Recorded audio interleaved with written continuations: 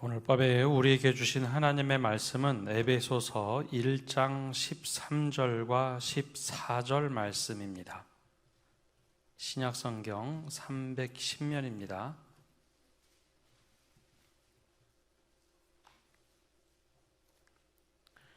우리 한 목소리로 함께 읽겠습니다.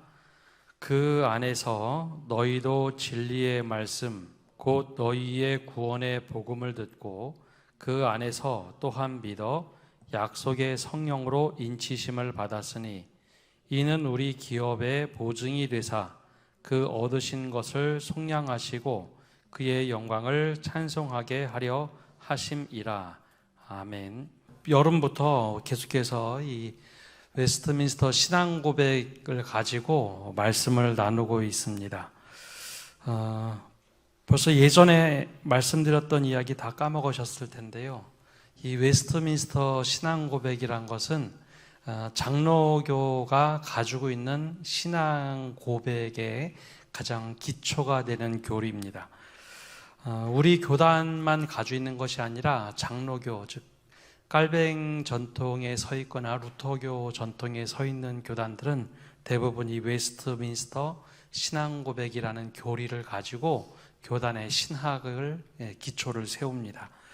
그래서 우리나라 장로교뿐만 아니라 미국 장로교 혹은 호주 장로교 등 대부분 교단들이 이 교리에 기초를 두고 있습니다. 그런데 이 교리가 언제 만들어졌나가 좀 중요합니다. 1648년에 이 교리가 만들어졌거든요. 지금으로부터 거의 이제 500년이 조금 더 넘은 시기입니다. 이제 그러다 보니까 이 500년 시간이 흐르면서 이 교리가 지금 문화에 맞는가? 그거는 조금 의문점이 생깁니다. 이 성경 말씀은 틀림이 없는 진리인데요.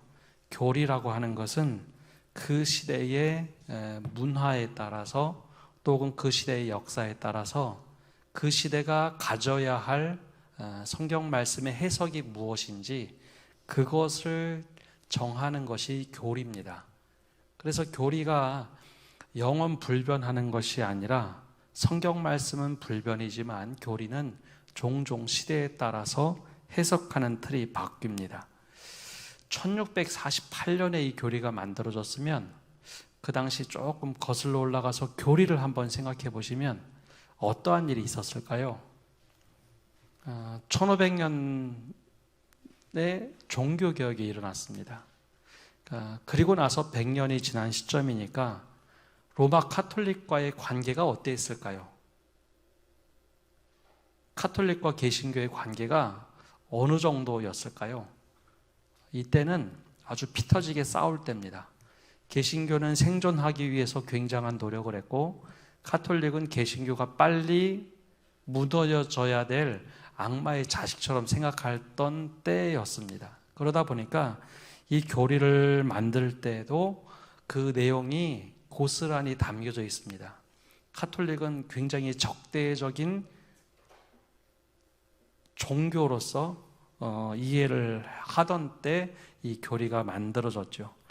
그래서 이 시간이 흘러가면서 가끔 이 교리가 현대에 맞지 않다고 해서 미국 연합장로교 같은 경우는 새로운 교리를 만들기도 하고 우리 교단 같은 경우는 이 교리는 기초를 하지만 21세기 대한예수교 장로의 교리문답이다라는 것을 새롭게 만들어서 보강을 한다든지 헌법의 교단에도 헌법이 있는데요. 6부 7부에 보면은 21세기 대한예수교 장로의 신앙고백서라는 것을 지금 이 시대에 맞게 새롭게 조금 더 보강해서 만들곤 합니다. 그런데 안타까운 것은 이런 신앙 고백이 있고 신앙의 교리가 있지만 성도들이 이런 걸 잘 모릅니다. 그렇죠? 헌법에 이런 교리가 있다는 거 잘 모르시죠? 처음 들어보시는 분들도 계실 텐데요. 우리 교단에서 혹은 우리가 교리로 믿고 있는 것과 상관없이 요즘에는 매스미디어가 아니라 그냥 개인 방송, SNS라든지 유튜브 같은 것이 많이 발달하면서 거기에 쏟아져 나오는 이야기를 듣고 야, 이거 우리 이렇게 믿으면 안 되는데 라고 생각하는 분들이 종종 많이 생기곤 합니다.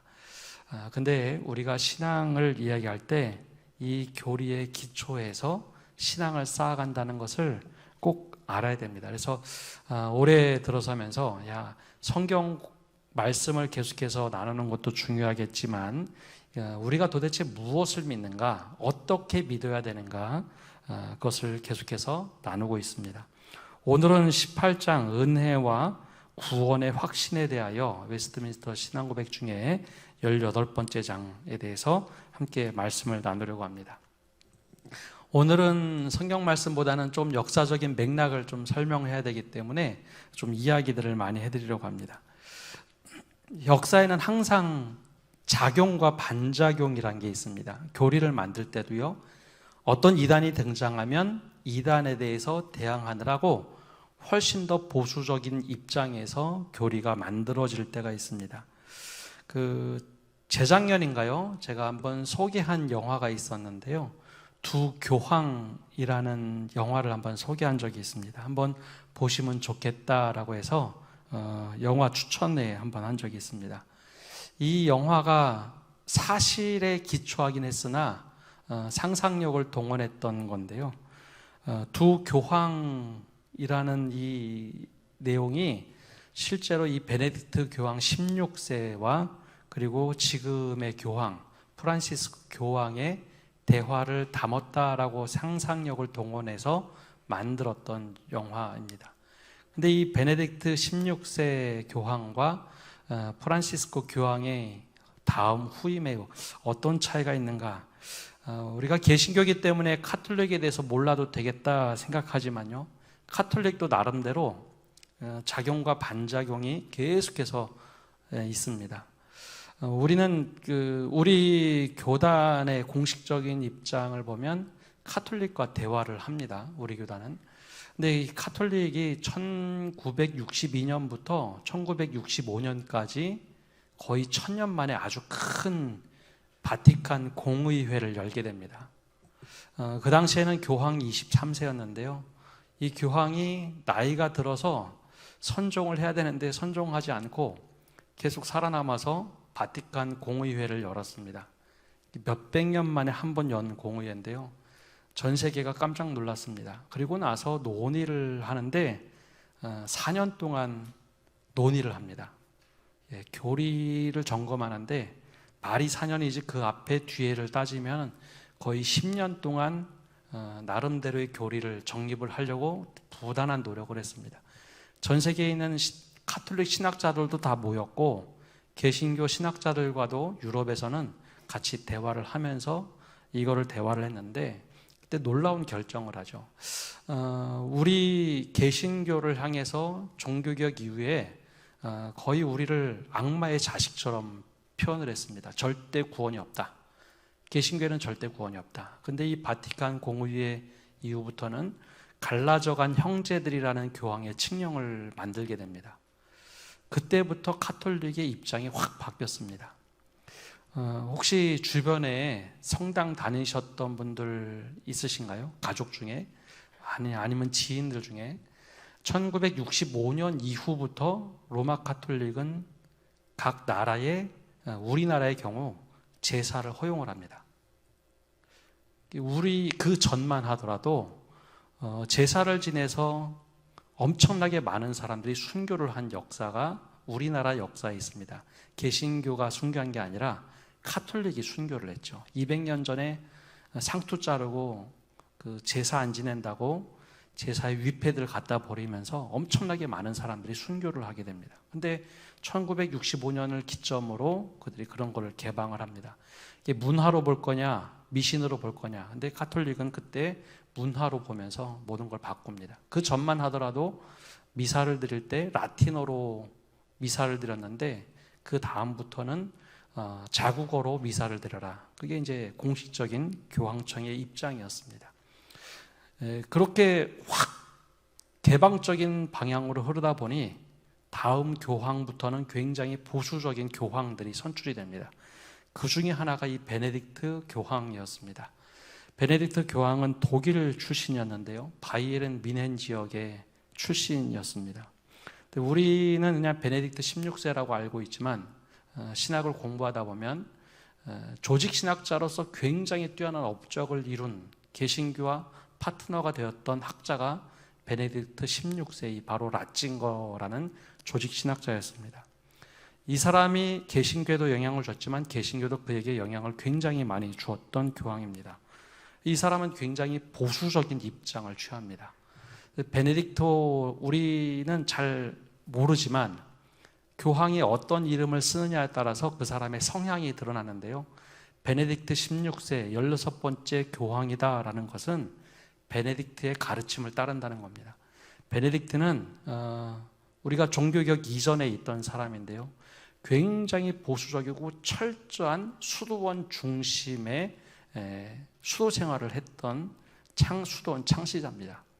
그래서 베네딕트 16세라고 하는 이름 자체에 나는 굉장히 보수적인 입장을 취할 거다라는 표현을 하죠. 그런데 그가 굉장히 지적인 능력과 도덕적인 강인함이 좋다라고 평가를 받는 반면 너무 보수적이다라는 이야기를 많이 들었었죠. 근데 그가 건강상 문제와 정치적인 문제가 막 뒤섞이면서 교황들은 적어도 수백 년 동안 선종, 죽어야지만 자리에서 물러나야 하는데 자기의 건강의 이상함을 느끼면서 자신 자리를 물려주려고 했던 내용을 담았던 게 이 두 교황이라는 영화의 상상력이었습니다. 근데 이 반대로 그 다음 교황이 된 사람은 우리가 지금 언론을 통해서 보는 것처럼 프란시스코 교황입니다. 근데 이 프란시스코 교황은 원래 이름이 그 이름이 아니고 베르고글리오라는 아르헨티나 사람인데요. 역사적으로 너무 큰 충격파를 준 사람이기도 합니다.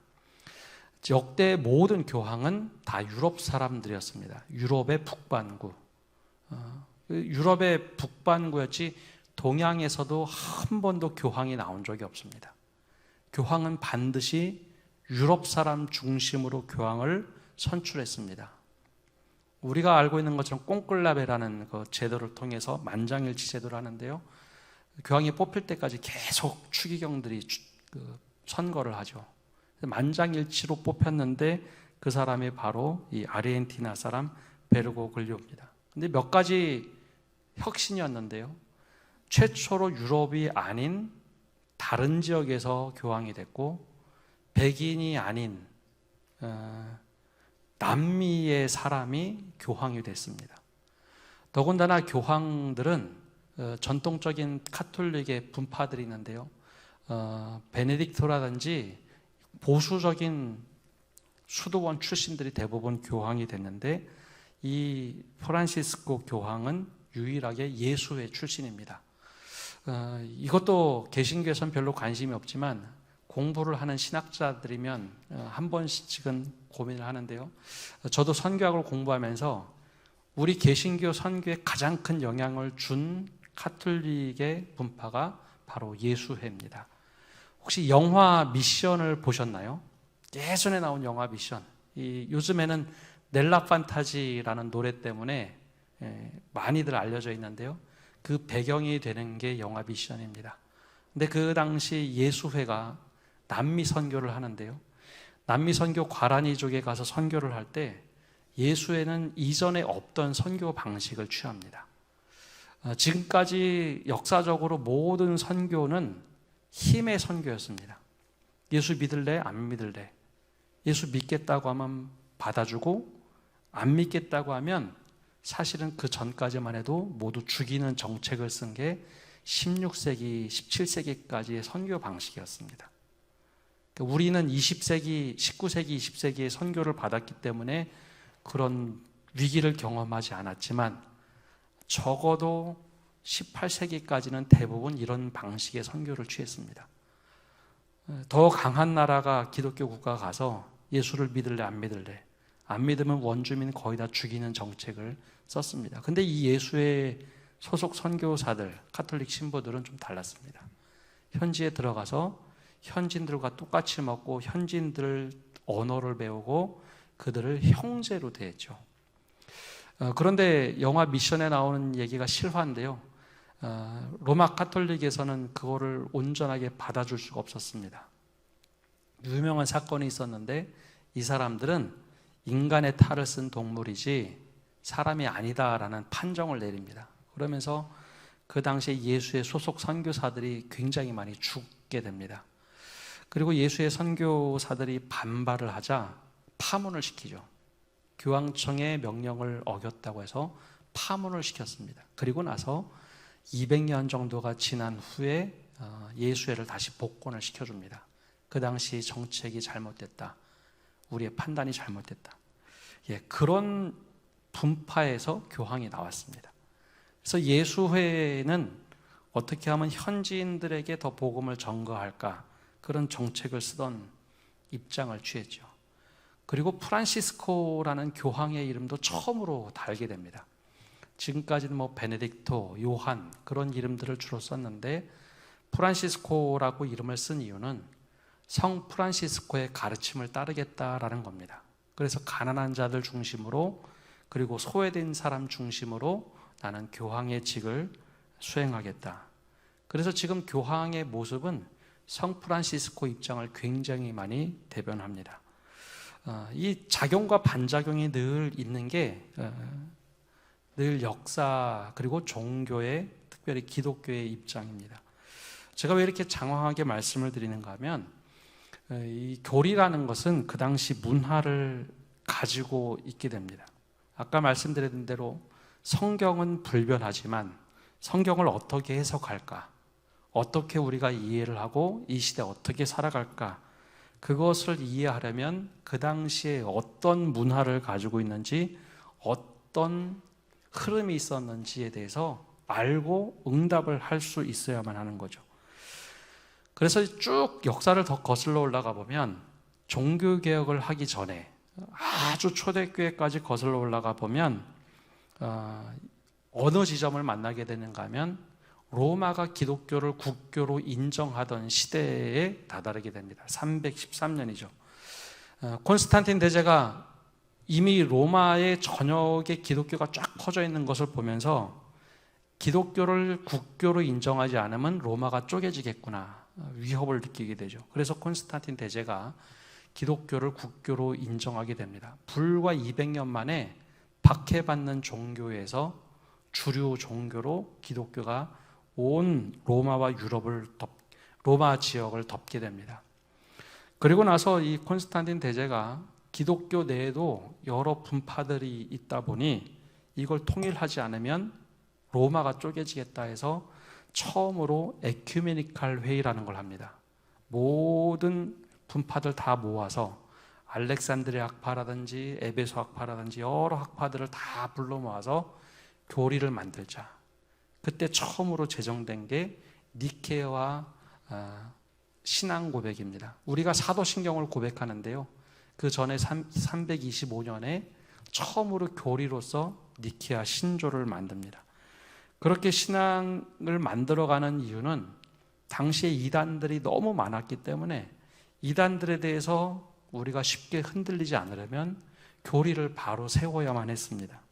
그래서 이단들이 강하면 강할수록 아주 확고한 신앙을 갖추도록 하기 위해서 신앙 고백을 만들고 거기에 대해서 대처를 했죠.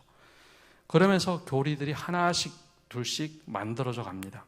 그 전만 하더라도 그냥 우리가 성경을 읽고 그냥 믿으면 되지, 교리가 무슨 필요가 있어? 그런데 당시 이단들 중에 예수님이 환상으로 왔다 갔다라고 생각하는 사람들도 있었고, 영지주의에 심취하는 사람들, 잘못된 가르침으로 유대교로 돌아가는 율법주의자들, 그런 것들이 많이 생기다 보니 이 교리들을 하나씩 확보하게 됩니다.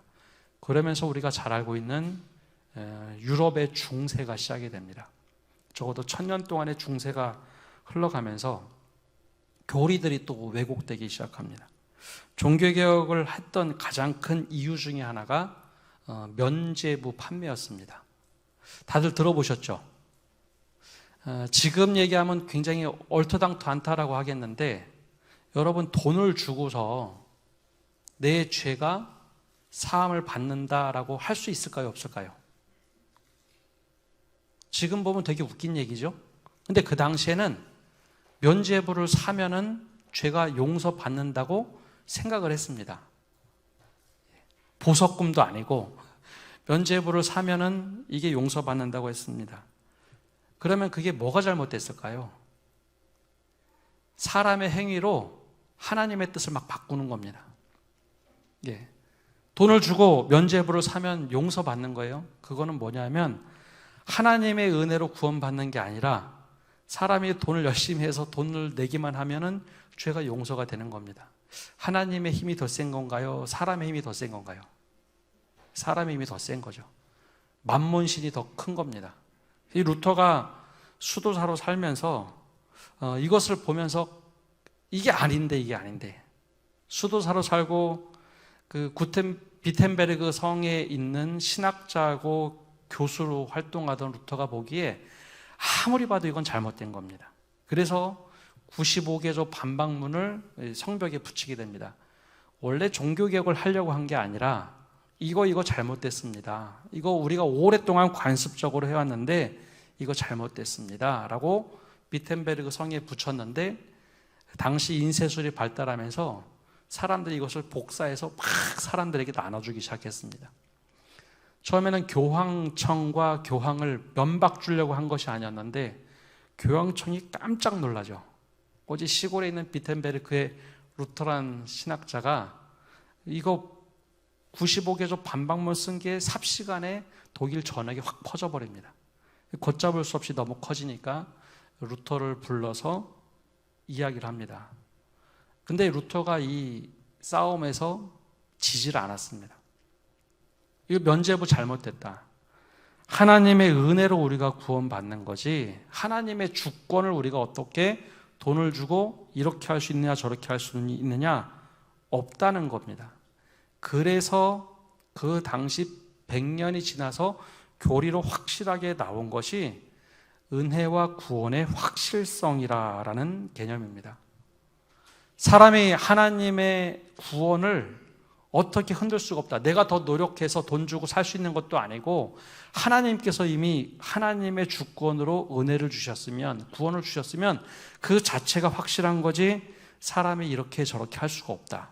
로마 가톨릭 입장에서는 그러면 모든 지금까지 온 면죄부 시스템이라든지 모든 그런 교리들이 무너지게 되어 있습니다. 그래서 루터를 파문을 하죠.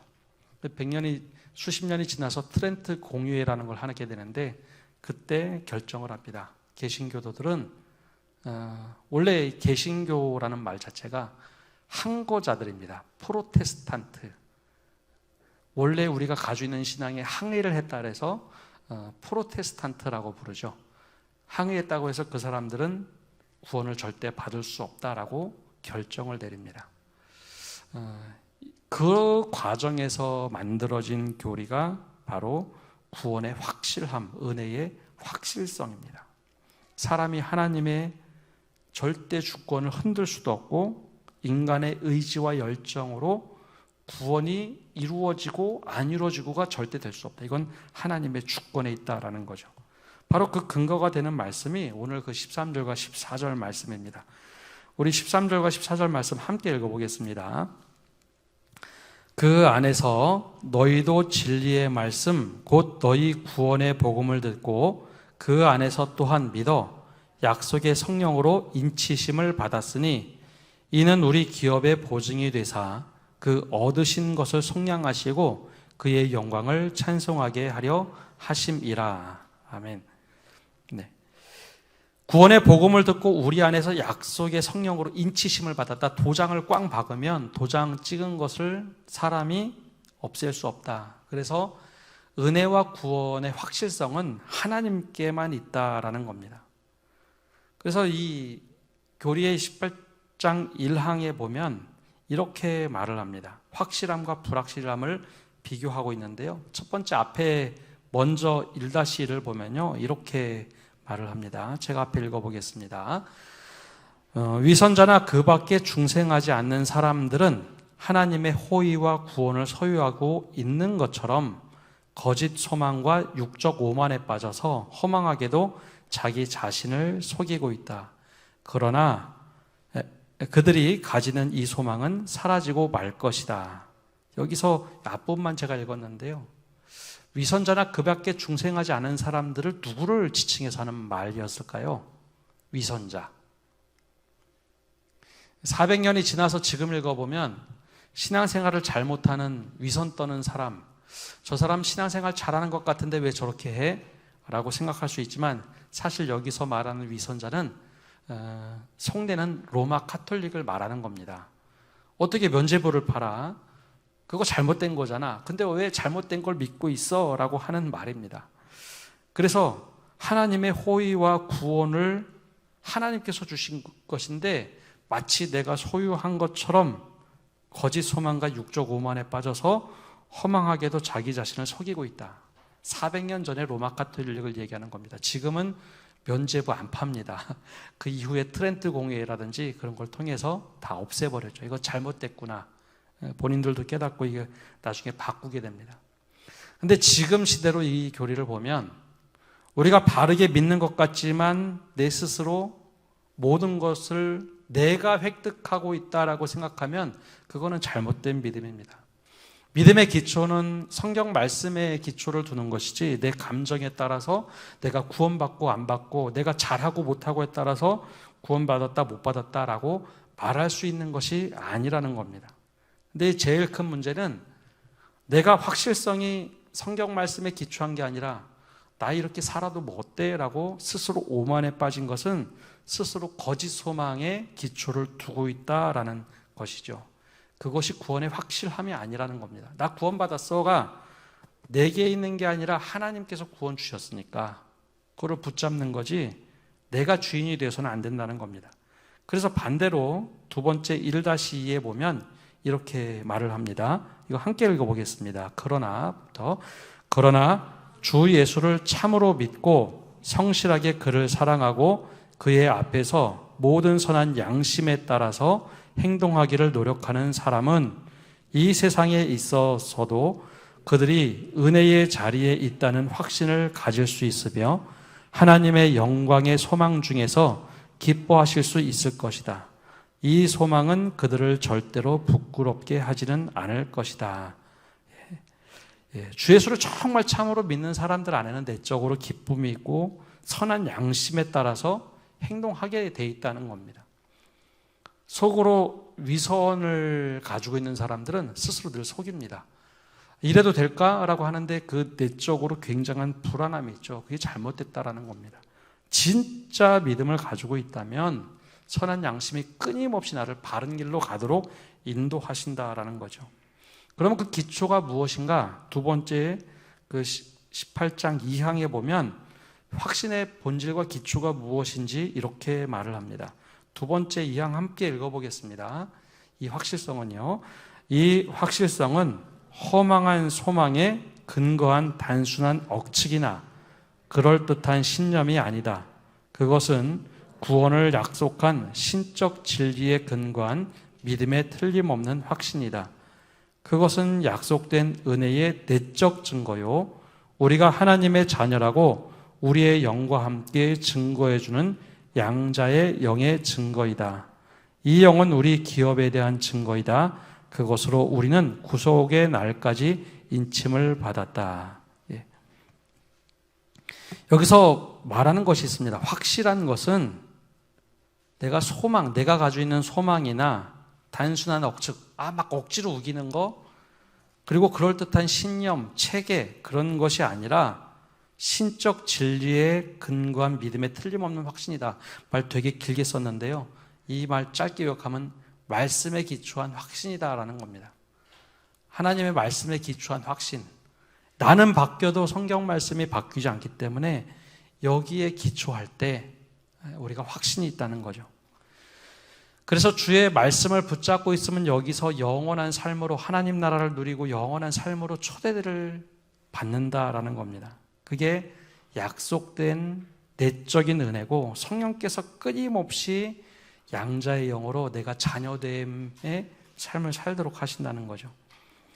이게 진짜 기초가 되어야지 나 이렇게 했네 저렇게 했네 그것 때문에 믿음이 흔들려서는 안 된다라는 겁니다. 근데 이 교리가 계속 말씀드리지만 그 당시 1600년대 로마 카톨릭과 개신교의 입장을 담고 있는 교리입니다. 그래서 이 조금 더 아주 선명하게 이 교리를 만들고 있는데요. 그것이 바로 이제 말씀에 기초를 해야 된다라는 것을 아주 딱 못 받고 있습니다. 그러면 어떤 경험이 필요할까? 그 3항에 보면 3항 앞부분을 제가 좀 나눠놨는데요. 먼저 3-1을 자막을 보시면요. 3-1을 좀 나눠놨습니다. 함께 읽어보겠습니다. 이 틀림없는 확신은 참 신자가 오랫동안 기다리고 많은 고난을 당한 후에야 참여할 수 있는 그러한 믿음의 본질에 속한 것이 아니라 하나님께서 그저 주신 것들을 성령에 의하여 알게 되어 별도의 계시 없이도 일상적인 수단들을 바르게 사용함으로써 얻을 수 있는 것이다. 이게 왜 이런 말이 나오는가 하면 우리나라에 기독교가 들어올 때 로마 카톨릭도 그렇고요. 개신교가 들어올 때는 이런 문화가 거의 들어오지 않았는데 아직도 유럽이나 다른 나라들에는 전통 중에 하나가 고행이라는 게 있습니다. 혹시 노트르담의 곱추나 그런 예전에 서양에 있는 고전들을 보면 그 성당에 사는 사람들 중에 채찍 때리는 사람들 혹시 본 적이 있으십니까? 다들 처음 듣는 얘기인가요? 수도원 전통에는 고행이란 게 있습니다. 내가 욕심이 생기거나 잘못된 마음이 들면은 스스로 채찍을 등에 때리는 문화가 있습니다. 고행이죠. 이게 사막 수도원에도 그런 것들이 좀 있었습니다. 내 욕망이 막 끌어오르면 내가 잘못된 생각을 하면 주님 제가 또 이런 잘못을 했습니다. 쫙쫙 등을 때리면서 피를 내면서 고행을 하는 문화가 있었습니다. 근데 이게 그냥 막 생긴 것은 아니고요. 사도 바울이 고린도전서에 이런 말을 합니다. 내가 내 몸을 쳐 복종하게 함은 내가 남에게 전파한 후에 자신이 도리어 버림을 당할까 두려워함이로다. 이런 말씀에 근거해서 만드는 겁니다. 내가 내 몸을 쳐서 하나님 앞에 무릎 꿇게 하고 복종하게 한다. 욕망이 들거나 잘못된 생각이 들면 스스로 고행의 길을 하면서 하나님의 은혜를 경험했다라고 생각한 거죠. 그래서 이 교리가 만들어질 때만 하더라도 고행하는 사람들이 굉장히 많았습니다. 이 가톨릭에는 그 문화가 여전히 있죠. 그래서 내가 주님을 기다리면서 고난을 당하고 그렇게 열심히 내가 주님이 나를 구원해 주셨구나. 내 욕심을 이렇게 제어할 줄 알아. 그래야지만 확신이 된다고 생각하는 거 그런 거 아니다라는 겁니다. 그리고 성령에 의해서 알게 된다는 것은 별도의 아주 특별한 계시를 받아야지만 내가 확신이 되는 게 아니라 일상적인 삶에서 성령의 인도하심을 따라 살기만 해도 우리는 구원의 확신을 바르게 얻을 수 있다는 거죠. 사람들이 잘못된 믿음을 갖게 되면 아주 특별한 어떤 능력을 가져야 하나님이 쓰신다고 생각하는데 그거 잘못됐다라는 겁니다. 오히려 3-2에 더 나가서 이렇게 얘기합니다. 함께 읽어보겠습니다. 그러므로 모든 신자는 자기의 부르심과 선택을 확실하게 하기 위하여 열심을 다할 것이 각자에게 부여된 의무이다. 그렇게 함으로써 그의 마음은 성령 안에서 평화에 넘치며 기쁨을 맛보고 하나님께 사랑과 감사를 드리고 또한 복종하는 일에 있어서는 힘있고 유쾌하게 된다. 이것이 이 확신이 주는 정당한 결과이다. 그래서 이것은 사람으로 하여금 방탕한 생활에서 멀리 떠나게 한다. 접근 방법이 아예 다르죠. 고행을 통해서 내가 욕망이 들면 막 채찍을 때리고 피를 내고 험하게 막 고행을 통해서 얻어지는 게 아니라 내가 자연스럽게 주님께 감사함으로 살고 사랑에 대해서 감사함이 여기고 주님 앞에 복종하는 것이 고행이 아니라 정말 내가 기쁘고 유쾌한 마음으로 성령의 인도하심을 받는 것. 그게 진짜 구원의 확실함이 내 안에 있는 삶이라는 것이죠. 그래서 믿음 생활하면서 얼굴 찡그리는 거, 믿음 생활하면서 나는 왜 이렇게 고행만 하고 있어? 하나님이 나를 더 힘든 곳으로 밀어내는 것 같다. 그런 것은 성숙함의 과정에서는 있을 수는 있으나 그것을 통해서 믿음이 성숙한다는 것은 아닙니다. 지금도 가끔 가다 보면 내가 더 어떻게 하면 고행을 통해서 어떻게 하면 더 노력을 통해서 하나님께 기쁨이 될까 하는데 그것 때문에 방탕한 생활에서 벗어나는 게 아니라 하나님이 기뻐하시는 삶을 살면 나에게도 감사요 은혜요 하나님께서 또 기뻐하시는 기쁨의 맛을 본다. 이게 진짜 믿음이라는 겁니다. 이게 구원의 확실성을 가지고 사는 삶이라는 것이죠. 근데 이 믿음이 왜곡되면요 스스로 막 고행하는 삶을 살려고 합니다. 더 쳐서 복종하게 하고 그것이 다 잘못된 것은 아닌데 그것을 남에게 강요하다 보면 왜곡된 믿음이 되는 겁니다. 그래서 확신이 그러면 평생 가는가? 지난주에도 구원의 확실함에 대해서 나올 때도 그랬는데요. 여기도 사항에 보면 흔들림에 대해서 말을 하고 있습니다. 확신이 그럼 늘 확신하냐? 사항의 4-1을 보면은 이렇게 말을 합니다.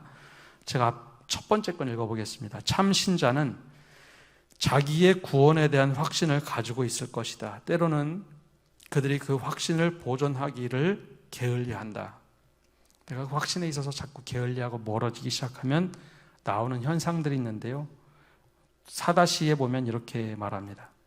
자기 스스로 양심을 아프게 하고 성령을 탄식하게 하는 특별한 죄를 범하기도 한다. 갑작스럽고 강렬한 시험에 빠지기도 하고 때로는 하나님이 자기 얼굴 빛을 돌이키심으로 그들이 어두움에 다니게 되어 전혀 빛을 가지지 않을까 두려워하므로 그들의 구원에 대한 확신은 여러 가지 모양으로 동요되고 약해지고 중단되기도 한다.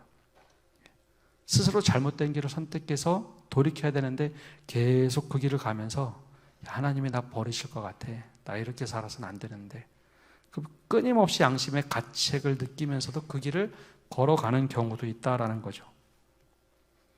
그런 사람이 있으면 중보하며 기도해 줘야 합니다. 잘못됐다는 거죠. 그래서 마지막에 이렇게 말합니다. 마지막 4-3은 함께 읽어보겠습니다. 그러나부터 읽겠습니다. 그러나 그들이 하나님의 씨를 소유하지 않을 때는 절대로 없다. 믿음의 생활이나 그리스도와 형제에 대한 그 사랑, 마음의 진실성, 의무에 대한 양심, 이와 같은 것이 완전히 결핍한 때는 없다. 이와 같은 것에서 이 확신은 성령의 역사를 통하여 때에 따라 소생한다. 또한 그들은 심한 실망 속에서도 그 보증에 도움을 받는다. 이게 무슨 말이냐면 구원의 씨앗을 하나님의 씨앗, 즉 복음의 씨앗을 뿌린 것은 하나님이지 사람이 아니라는 겁니다. 사람이 그것을 받고 있기만 하면 하나님이 절대 그 약속을 물리지 않는다라는 것이죠. 그래서 구원이 내가 잘하고 못하고가 아니라 하나님께 붙들려 있으니 우리는 어떻게 살아야 된다? 하나님이 기뻐하시는 삶을 살도록 하면 된다라는 게 이 교리가 우리에게 강조하고 있는 것입니다. 그런데 현대 신학자들 중에는 이것을 조금 다르게 해석하는 사람들이 이제 많아지기 시작합니다. 아까 처음에 말씀드린 대로 교리라는 것은 그 당시 시대의 문화에 응답하는 겁니다. 성경 말씀을 어떻게 이해를 하는 게 맞는 것인가. 그래서 요즘에는 김세윤이라는 박사나 또 여러 신학자들, 톰 라이트라든지 그런 분들은 이런 표현을 씁니다. 유보된 칭의다. 만약에 우리가 스스로 하나님께서 구원을 주신다고 하는데 끊임없이 내가 거부를 한다든지 이단의 가르침이라는 것을 알면서 끊임없이 이단의 길을 걸어간다든지 하나님께서 원하시는 일을 분명하게 알면서 끝까지 그 길을 간다면 하나님께서 의롭다 칭하시는 것을 유보하시겠다라고 해석을 합니다. 즉 구원에서 탈락하는 것은 없다라고 했던 이 교리에 대해서 의문점을 던집니다. 정말 그럴 수 있을까? 당시에는 로마 카톨릭과 반대에 서는 입장에서 면죄부라든지 그 당시 교리 때문에 하나님이 주권을 가지고 계신 구원과 은혜의 주권을 가지고 계셨는데 어떻게 사람이 좌지우지할 수 있느냐? 절대 없다라는 교리로서 만들었지만 지금에 볼 때 우리가 예수 그리스도를 믿고 살아가면서 어떻게 저렇게 해도 하나님이 구원하실까? 라는 의심이 들면서 수많은 성경 말씀을 이렇게 살펴보면 때로는 계시록 말씀이라든지 로마서 말씀은 하나님께서 분명히 사람의 행동에 대해서, 우리 행위에 대해서 그 벌을 물으시겠다라고 하는 말씀들이 분명하게 나오기 때문에 그 말씀을 따라 볼 때는 이 교리가 그 당시에는 맞았지만 지금에 계속해서 우리가 말할 수 있을까? 그런 의문점을 던지기도 합니다. 그럼에도 불구하고 우리가 믿고 살아가는 분명한 것은 구원과 은혜는 나에게 달려있는 것이 아니라 누구에게 달려있다고요? 하나님의 주권이라는 겁니다. 그래서 하나님의 그 손을 놓지 않는 한 우리를 붙잡고 가신다는 이 교리를 우리가 분명하게 붙잡을 때 우리가 말씀에 따라 정말 살려면요, 어려움도 경험하지만 그 속에서 경험하는 기쁨이 있습니다. 감사가 있고요. 말씀을 따라 사는 것이 어렵지만 거기에 유쾌함이 있습니다. 그것이 바로 은혜의 구원의 확실성을 날마다 경험하는 삶입니다. 이 은혜가 우리 모두에게 동일하게 넘치기를 간절히 축복합니다. 기도하겠습니다. 하나님, 오늘도 저희가 주님 앞에 나와 기도하며 나갑니다. 주님, 모든 구원과 은혜가 하나님께 달려있음을 기억하며 오늘 하루도 우리가 주님 안에서 최선을 다하며 살아가게 하여 주시옵소서. 때로는 우리가 잘못 해석하는 말씀이 너무나 많고 잘못된 길을 갈 때도 많은데 그때 주님께서 우리에게 선한 양심 주셔서 우리가 깨닫게 하시고 주님의 말씀을 따라 사는 것이 얼마나 기쁘고 감사한 일인지 우리가 스스로 깨닫고 매일매일 주님 안에 거하며 살아갈 수 있는 복된 삶을 살게 하여 주옵소서. 그럴 때 주님이 기뻐하시고 나의 기쁨이 충만하게 넘치도록 은혜 내려 주옵소서. 예수님의 이름으로 기도합니다. 아멘.